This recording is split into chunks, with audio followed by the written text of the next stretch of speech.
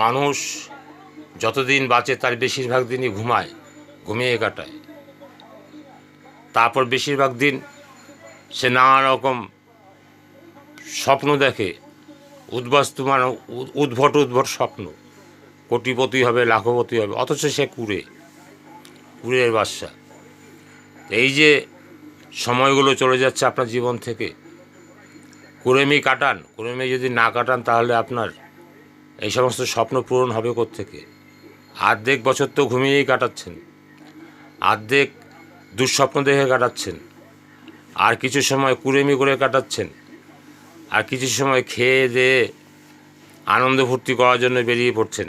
তাহলে জীবন গঠন করবেন কখন? জীবন গঠন করার জন্য মন স্থির করুন, একটা খাতায় লিখুন কিভাবে কি করতে হবে, তবে না আপনার স্বপ্ন পূরণ হবে, তবে না আপনি স্থায়ীভাবে জীবনযাপন করতে পারবেন।